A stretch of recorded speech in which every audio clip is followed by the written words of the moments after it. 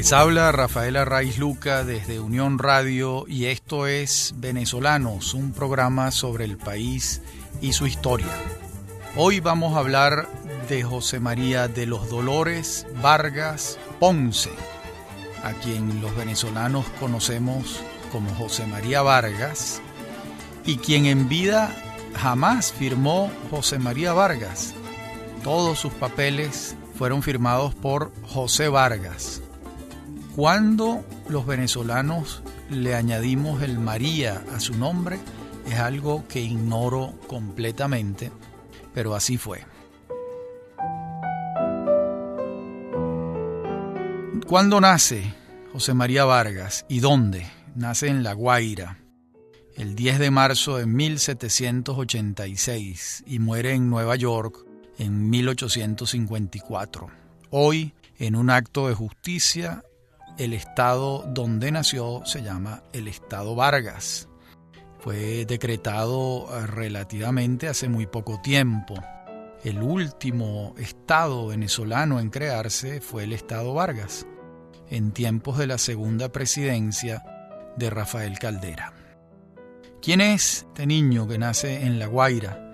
Es hijo de un canario llamado José Antonio Vargas Machuca y de una caraqueña llamada Ana Teresa Ponce, y le colocan este nombre larguísimo de José María de los Dolores, lo que señala de una vez que se trata de un hogar católico, de un hogar creyente.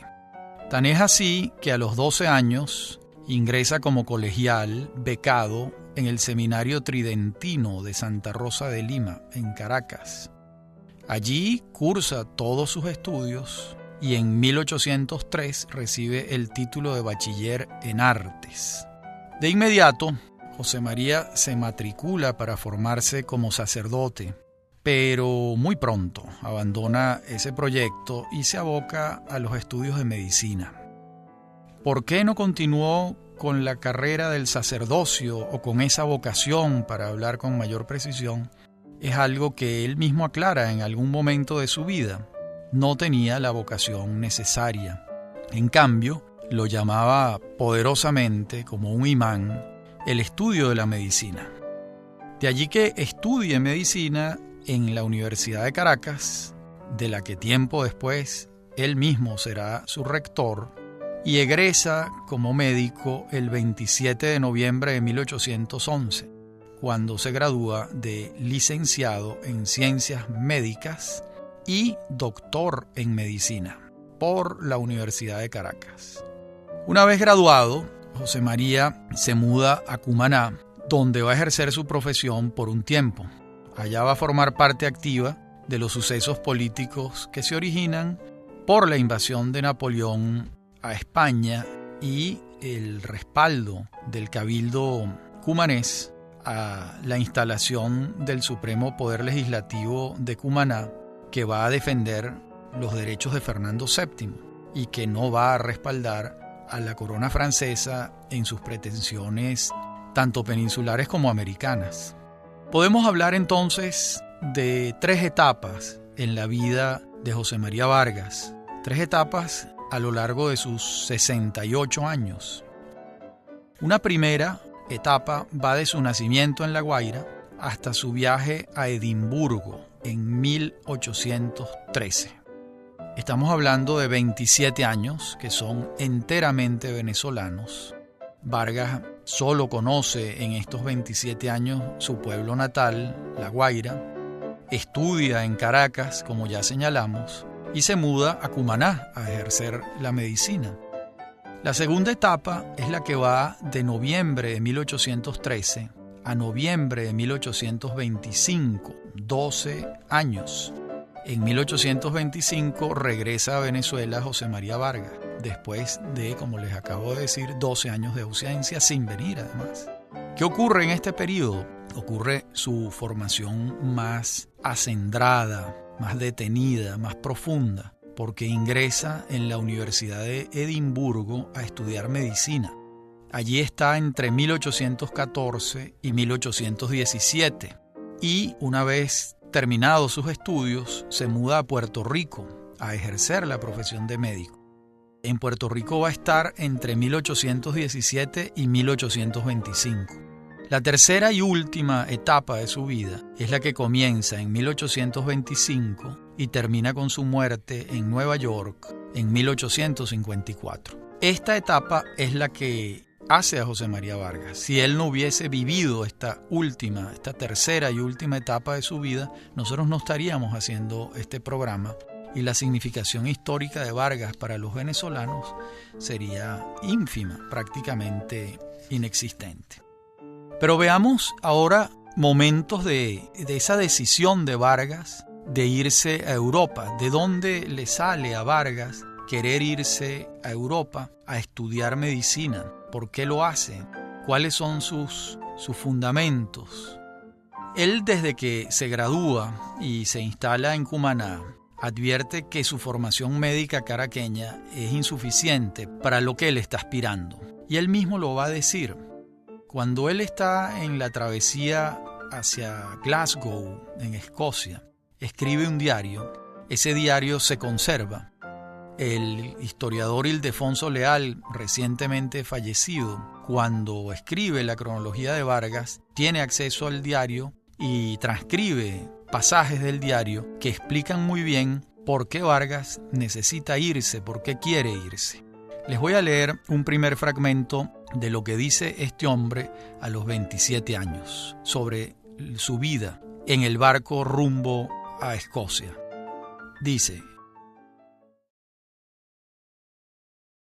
los 12 primeros años de mi infancia, niñez y mitad de mi adolescencia los pasé en mi patria viviendo tranquilamente y con bastante abundancia. Mas, desgraciadamente, no estaba en estado de conocer las ventajas de mi vida, y en lo general me parecía desagradable por los malos ratos, sustos y sufrimientos que en mi país acompañan la primera educación, que es bien mala.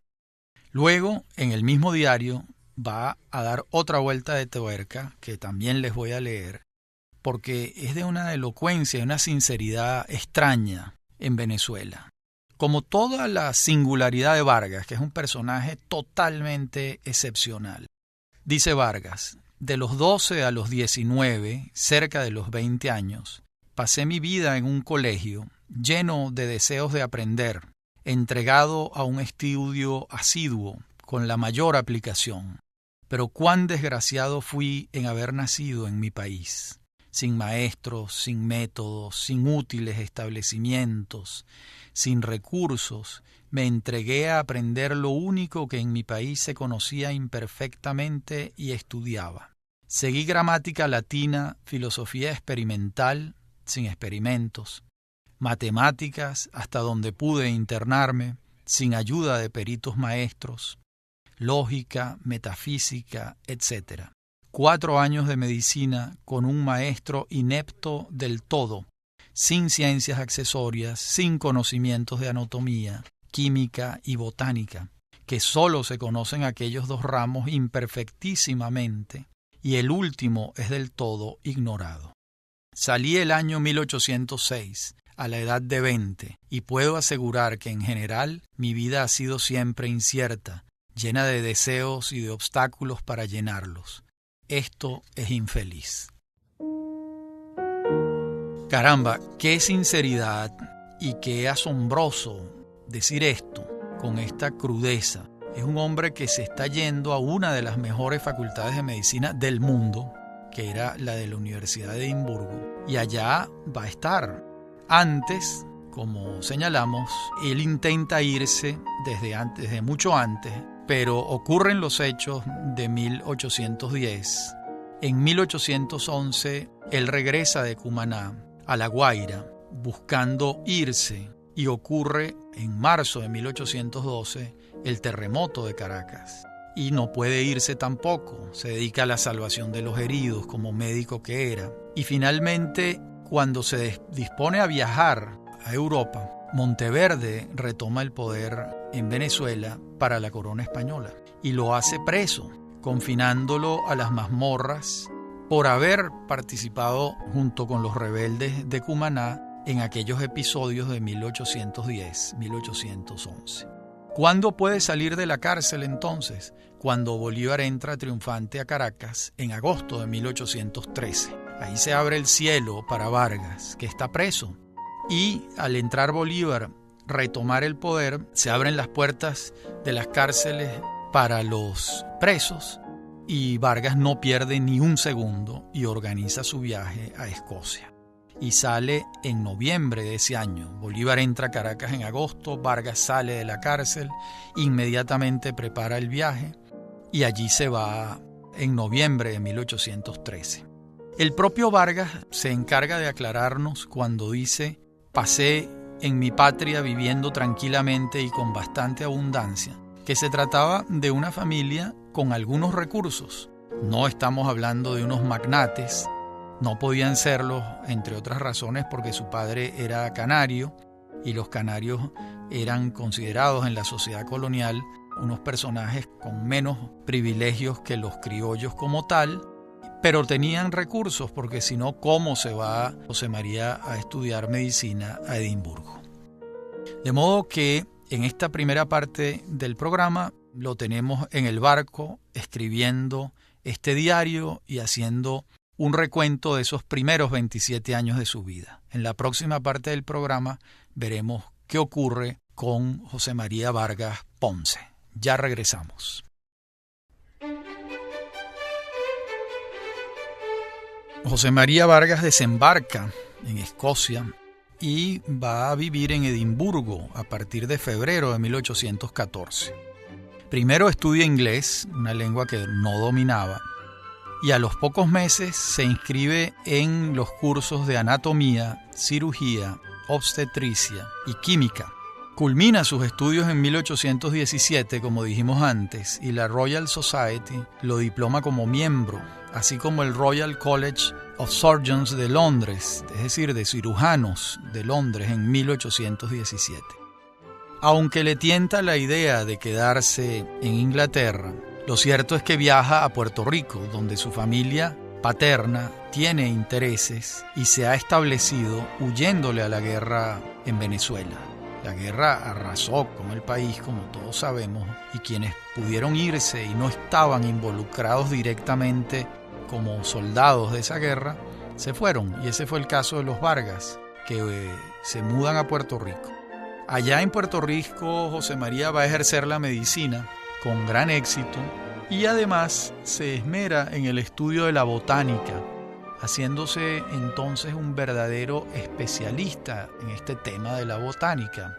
Pero, terminada la guerra, los Vargas deciden regresar a Venezuela, a su patria, y en noviembre de 1825 está en Caracas el doctor Vargas, ahora sí todo un médico, formado en una de las mejores universidades del mundo y con una vocación pedagógica acentuada. En 1826, Vargas solicita permiso para ejercer su profesión y abre en su propia casa una cátedra de anatomía práctica, gratuita. En Vargas el fervor pedagógico estuvo siempre presente hasta el último día de su vida. Entonces se casa con Encarnación Maitín, quien lamentablemente fallece al año siguiente y no deja descendencia. En estos tiempos también publica Epítome sobre la vacuna, un trabajo sobre el tema de la vacuna, y ya se va cocinando el prestigio de médico y científico que va a condecorar el pecho de Vargas durante toda su vida. Tanto es así que el Libertador, en su último paso, en su última visita a Venezuela en enero de 1827, modifica los estatutos universitarios por decreto. Esa modificación constituye el pie de la Universidad Republicana. Esto se le venía solicitando a Bolívar como presidente de la República de Colombia desde hace ya varios años, hasta que Bolívar en esta oportunidad, al venir a Caracas, modifica los estatutos sobre la base de la solicitud del claustro universitario. Y en el artículo primero del cambio que introduce el Libertador, se lee lo siguiente: Cesa desde hoy la prohibición que imponen los antiguos estatutos de la Universidad de Caracas de elegir para el rectorado de la universidad a los doctores en medicina y a los del estado regular. Es decir, que se allana el camino para que el claustro universitario elija al doctor José María Vargas como rector. Y eso es lo que va a ocurrir. De los 35 votos del claustro, Vargas obtiene 21 votos. Y a partir de enero de 1827, este guaireño extraordinario del que estamos hablando va a ver cómo su vida va a cambiar. Recordemos que la Universidad Republicana, que la va a crear Bolívar con este decreto, tiene unos antecedentes. Primero se creó el Colegio Seminario de Santa Rosa de la ciudad de Caracas en 1696. Luego fue erigida la Universidad Real y Pontificia de Santiago de León de Caracas en 1721. Y finalmente el presidente de la República de Colombia, Simón Bolívar, sanciona los estatutos de la Universidad Central de Venezuela el 24 de julio de 1827. Con Vargas, como decíamos, a la cabeza de esta institución ya republicana. Es entonces cuando se derogan los estatutos que había promulgado Felipe V. Se promulgan unos nuevos estatutos y hay un decreto anterior que allana el camino para el nombramiento de Vargas. Y Vargas comienza a hacer la gran reforma universitaria. Lo primero que hace es eliminar el requisito de limpieza de sangre, inaceptable en una república, por supuesto, y establece un requisito democrático, que es el siguiente: leer y escribir correctamente los principios elementales de gramática castellana y aritmética. No se pedía limpieza de sangre. Hasta allí llegó un requisito tan injusto y desigual. Esa universidad que va a reformar Vargas, así como Andrés Bello reforma la Universidad de Chile, esa universidad va a tener 4 facultades: la de filosofía, la de teología, la de jurisprudencia y la de medicina. Los esfuerzos de Vargas naturalmente van a estar colocados en esta última, en la de medicina, sobre todo si él, siendo egresado de allí, conoce sus falencias, sus dificultades, sabe qué es lo que hay que hacer y además viene de una universidad moderna como la de Edimburgo. Y así fue como comenzó la reforma de la Universidad Central de Venezuela, encabezada por el doctor Vargas, en los 3 años que dura su periodo, 1827, 1828, 1829. Cuando se presentó la posibilidad de reelegirlo para un nuevo periodo de 3 años, Vargas no acepta la reelección.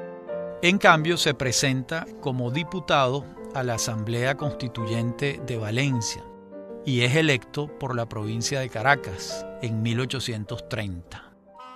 La participación de Vargas en la Constituyente de Valencia va a ser muy importante. Hay constancia muy clara de su participación en los debates.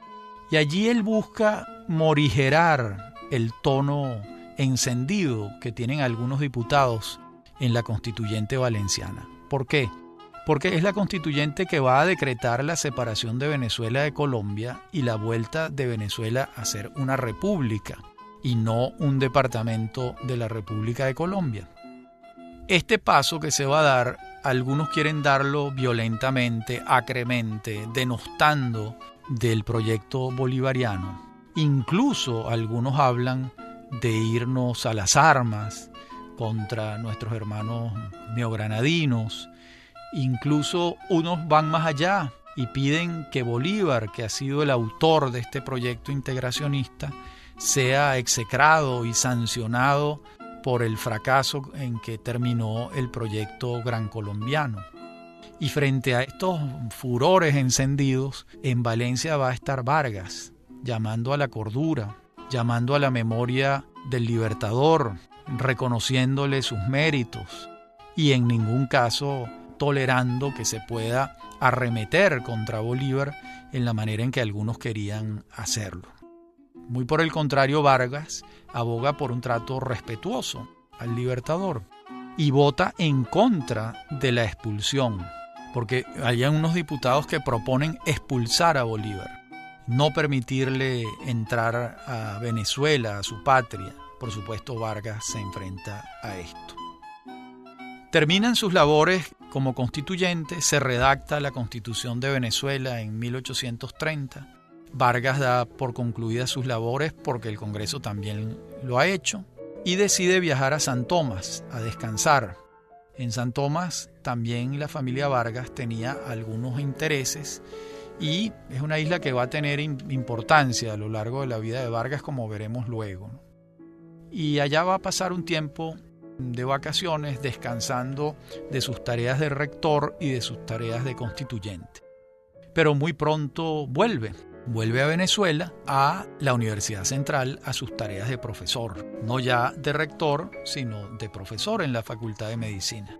Estando allí, lo llama el presidente Páez para que presida la Sociedad Económica de Amigos del País, que comienzan a redactarse sus estatutos en 1829, esto es contemporáneo con la Constituyente de Valencia, y que se inspiran en sociedades similares que se han creado en Europa. En Zúrich se creó una en 1747, en París se crea otra en 1761, en España también hubo sociedades económicas de amigos del país, en La Habana, en Guatemala. Y el Libertador es el que propone la creación de esta organización. La propone en ejercicio de su presidencia. Como sabemos, Bolívar entra en desgracia, pero el general Páez le parece que la idea es acertada y retoma el proyecto y nombra a José María Vargas como presidente de esta Sociedad Económica de Amigos del País. ¿En qué consiste esto?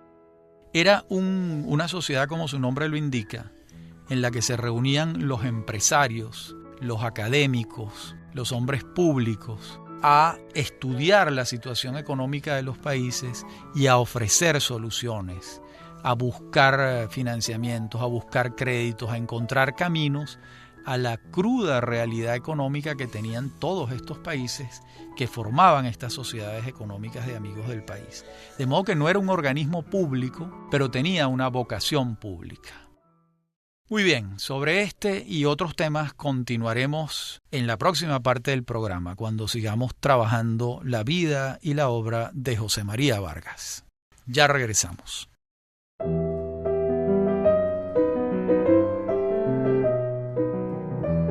Concluidos los 4 años del primer gobierno de José Antonio Páez, de 1831 a 1835, Vargas continúa en sus tareas como profesor de la Universidad Central de Venezuela y como presidente de la Sociedad Económica de Amigos del País. Y entonces ocurre un hecho único en la historia de Venezuela, y es que van a tener lugar las elecciones de segundo grado, por supuesto, en el Congreso, voto indirecto y no universal, solo votaban los hombres mayores de 21 años que supieran leer y escribir. Esas elecciones van a tener lugar en el segundo semestre de 1834, cuando tiene también lugar la campaña electoral, y se presentan varios candidatos. El general Páez, que es el presidente de la República, apoya la candidatura del general Carlos Sublet. Los hermanos Monagas apoyan la candidatura del general Santiago Mariño. Y los comerciantes de Caracas apoyan la candidatura del doctor José María Vargas. ¿Qué ha pasado? Que bajo la ley del 10 de abril de 1834 ha prosperado el comercio en Venezuela, la situación económica se ha recuperado, hay aires de crecimiento y los comerciantes se entusiasman con la idea de que el presidente de la República sea un civil. ¿Y qué mejor civil que el doctor Vargas, el gran médico, rector de la universidad y además con un desempeño notable en la Sociedad Económica de Amigos del País? Pues muy bien, Vargas gana las elecciones, obtiene 103 votos, Sublet obtiene 45, Mariño 27 y Diego Bautista Urbaneja 10 y Bartolomé Salón 10 sufragios, que eran otros candidatos que no señalé antes. ¿Pero qué tiene esto de extraño? Pues lo extraño es que Vargas les ruega a los comerciantes de Caracas que no lo propongan su candidatura, que él no quiere ser presidente de la República. Y les escribe una carta diciéndoselo. El 8 de agosto de 1834, Vargas afirma en una carta, y voy a leer el fragmento porque es una carta única en la historia de Venezuela, afirma lo siguiente: ni por un momento he acogido la idea de poder yo encargarme de los destinos de mi país, porque estoy bien convencido de que carezco, además de la capacidad necesaria para dirigir con acierto tan difícil encargo, de aquel poder moral que dan el prestigio de las grandes acciones y las relaciones adquiridas en la guerra de independencia. Poder que, en mi opinión, es un resorte poderoso en las actuales circunstancias de Venezuela para robustecer la enervada fuerza de la ley y conjurar con eficacia las tempestades que pueden amenazarla o hacer desaparecer rápida y vigorosamente los males que le aquejen. Esta insólita carta que le dirige Vargas a sus electores no le hicieron el más mínimo caso y lo eligen presidente de la República contra su voluntad. Vargas no puede negarse, asume la presidencia, nombra como secretario de Interior y Justicia a Antonio Leocadio Guzmán, al general Francisco Conde en la Secretaría de Guerra y Marina y al muy ilustre Santos Michelena en la Secretaría de Hacienda y Relaciones Exteriores. Pero desde el mismo momento que Vargas asume la presidencia se va creando una suerte de conjura en su contra. ¿Por parte de quién? De los seguidores de Santiago Mariño. Sublette no forma parte de la conjura, esto lo destaca. Sublette se va a Europa. Páez tampoco forma parte de la conjura, se retira a sus haciendas. Y Mariño y sus seguidores avanzan en la conspiración contra el gobierno de Vargas. Lo van saboteando hasta que finalmente, en unas diatribas parlamentarias, Vargas presenta su renuncia el 29 de abril de 1835. No le es aceptada la renuncia, pero esta renuncia fue interpretada por sus adversarios, Mariño y compañía, como una muestra de debilidad. Y es por eso que estructuran lo que se llamó la Revolución de las Reformas, que no es otra cosa que un golpe de Estado contra el doctor Vargas. ¿Quiénes integraban esta supuesta Revolución de las Reformas? Mariño, Diego Ibarra, Luis Perú de la Croix, Pedro Briceño Méndez, José Tadeo Monagas, Estanislao Rendón, Andrés Lebel de Goda y el famoso Pedro Carujo. El 8 de julio en Caracas entra violentamente Carujo en la casa del doctor Vargas y lo detienen. Y allí se consigna un intercambio de palabras no comprobado, pero que ha pasado a la historia como cierto, en el que supuestamente Carujo le dijo a Vargas: doctor Vargas, el mundo es de los valientes. Y Vargas le respondió serenamente: el mundo es del hombre justo. Vargas es detenido, le han dado un golpe de Estado los militares que quieren tomar el poder simplemente en razón del prestigio que conservan de las guerras de la independencia y consideraban que el poder era una propiedad de ellos. Y quien ha sido electo, el civil José María Vargas, se ve en la obligación de irse del país. Ese mismo día lo embarcan a él y al vicepresidente Andrés Narvarte con rumbo a San Tomás. Ahora, aquí lo más interesante es la reacción de Páez. Recordemos que Vargas ha nombrado a Páez jefe del ejército. En lo que Páez se entera de semejante disparate y de semejante violación de la Constitución, cabalga hacia Caracas en frente de su ejército y entra triunfante el 28 de julio de 1835 y ordena que de inmediato regrese el presidente Vargas en el exilio en San Tomás y asuma de nuevo la presidencia de la República, cosa que ocurre el 20 de agosto de 1835. Allí no terminó la conjura, Páez se ve en la necesidad de perseguir a estos hombres, de hacerlos presos, etc. Y aquí surge un dilema y un problema entre Páez y Vargas. Vargas, con toda razón, piensa que los conjurados que le han dado un golpe de Estado han violado la Constitución y que se requiere que caiga sobre ellos todo el peso de la ley.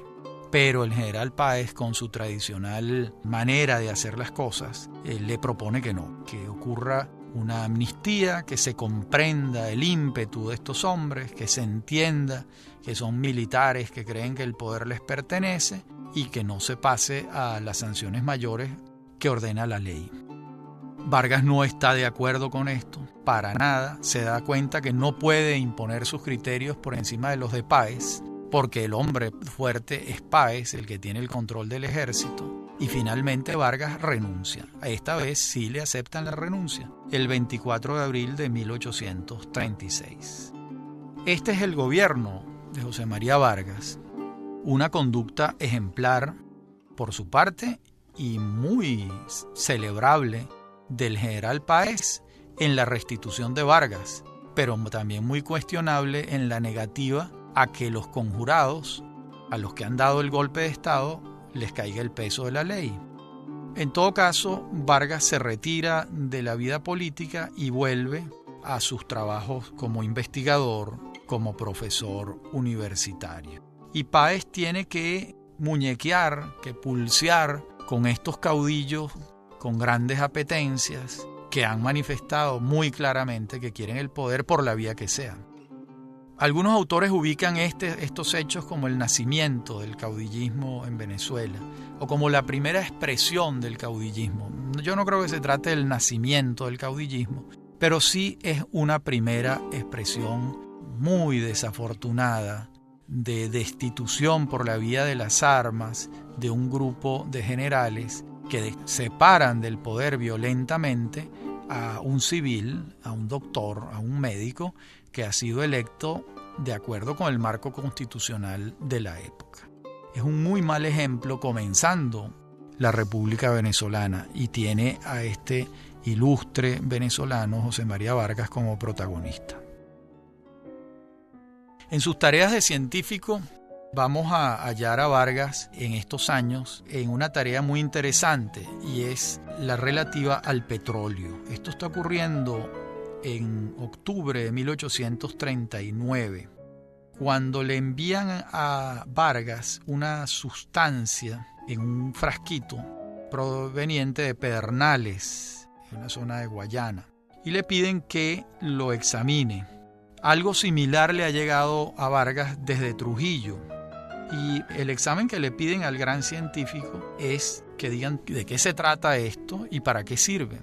Y dice el doctor Vargas en su informe: es mi única convicción que el hallazgo de las minas de carbón mineral y de asfalto en Venezuela es, según sus circunstancias actuales, más precioso y digno de felicitación para los venezolanos y su liberal gobierno que el de la plata o el oro.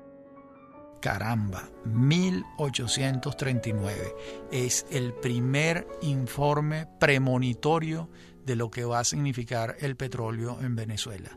Y esto se debe al doctor Vargas. En la última parte del programa veremos cómo son los últimos años de este venezolano excepcional. Ya regresamos. Veníamos hablando de la participación premonitoria de José María Vargas en relación con el petróleo venezolano. Pero hay más, incluso en un texto de él donde se le pide opinión sobre cómo debe explotarse este recurso que ya él ha señalado en 1839, que va a ser superior a la plata y el oro que pueda conseguirse en Venezuela. Dice Vargas: en cuanto a las medidas que por el gobierno puedan adoptarse para beneficiar la mina por cuenta del Estado, me atrevo a opinar que convendría más arrendar su uso que beneficiarla por cuenta del fisco, porque un empresario particular sacaría, según mi parecer, muchísimas más ventajas que un administrador puesto por el gobierno. Y estas ventajas particulares vendrían a ser públicas y aún directamente útiles al erario, dando al arrendatario bastante duración para alentar al empresario a entrar en trabajos y en desarrollar su especulación, sin prolongarla tanto o hacerla indefinida que prive al gobierno de participar de las ventajas acaso grandes que esta propiedad pública pueda dar al primer empresario. Bueno, todo un programa económico en relación con la explotación petrolera es el que está proponiendo el doctor Vargas en esta oportunidad. Esto es muy asombroso, ¿eh? No solo su facultad visionaria en relación con lo que va a representar el petróleo en el futuro, sino que además participa con sus opiniones en cómo debe ser explotado y administrado ese recurso. Bien, entramos en los últimos años de la vida del doctor Vargas, de 1839 a 1852. Cuando el general Páez, en su segundo gobierno, designa a Vargas como director general de Instrucción Pública, es decir, a los efectos del día de hoy, como ministro de Educación. En esa época esa denominación no existía. Vargas va a ser el director general de Instrucción Pública, escuchen bien, durante 13 años. Yo creo, salvo prueba en contrario, que ha sido el ministro de Educación de más larga duración y de obra más profunda, porque es prácticamente una obra fundacional. Me refiero a la educación republicana. Es el arquitecto pedagógico de Venezuela. Como muy pocas veces se ha visto algo igual. Hay muchos documentos escritos, firmados por Vargas, sobre este periodo, sobre sus opiniones educativas. Todo esto lo va haciendo mientras comparte sus tareas de ministro de Educación, vamos a llamarlo así, con profesor en la central, donde está dictando las cátedras de cirugía y anatomía. Y además, en 1842 funda otra, que es la cátedra de química. Este año de 1842 es designado como presidente de la comisión que le toca exhumar y traer los restos de Bolívar de Santa Marta a Caracas. Y eso lo hace con gran eficiencia. El Congreso de la República en abril del 42 decreta que se le rindan los honores correspondientes al Libertador, se ordena el traslado de sus restos desde Santa Marta a Caracas y que esos restos sean depositados en la Santa Iglesia Metropolitana, es decir, la Catedral de Caracas. Los restos llegan a La Guaira el 13 de diciembre, son desembarcados el 15 y el 16 llegan a Caracas. El doctor Vargas le rinde los honores del caso en La Guaira y en Caracas tienen lugar los actos solemnes.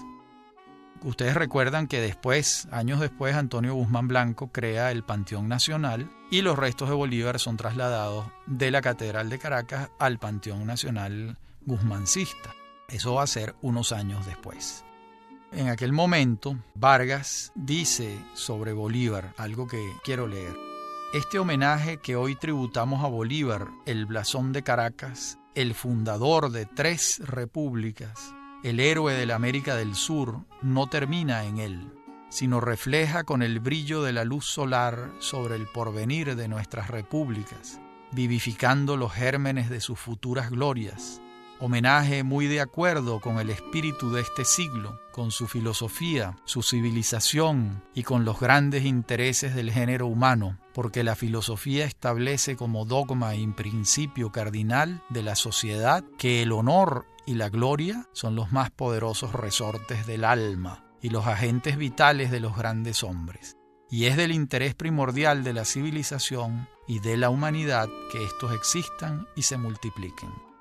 También da un discurso el general Páez rindiéndole grandes honores a Bolívar. Dice: ya hemos asistido al funeral, allí hemos cumplido con Bolívar muerto. Yo invito ahora a ustedes a que saludemos a Bolívar restituido a la patria con todas sus glorias, con todos sus grandes hechos, con la memoria de sus inmortales servicios. Esto lo dice Páez, es importante que lo recordemos. Por cierto, en el discurso de Vargas hay algo típico del científico, y es que dice que funda 3 repúblicas y no 5. Y es verdad, porque Bolívar funda la República de Perú, de Bolivia y de Colombia. La República de Venezuela es una fundación del Congreso Constituyente de Valencia en 1830. Y la de Colombia propiamente es una fundación posterior. Y la de Ecuador no la llega a fundar Bolívar porque era un departamento de Colombia. De modo que es la precisión del científico aquí en acción. Finalmente Vargas enferma, decide ir a tratarse a Nueva York y se embarca en La Guaira en 1853. Ha redactado un testamento, deja algunos bienes, en el testamento se declara católico, le deja casi toda su herencia a la Universidad Central de Venezuela y muere en Nueva York en 1854.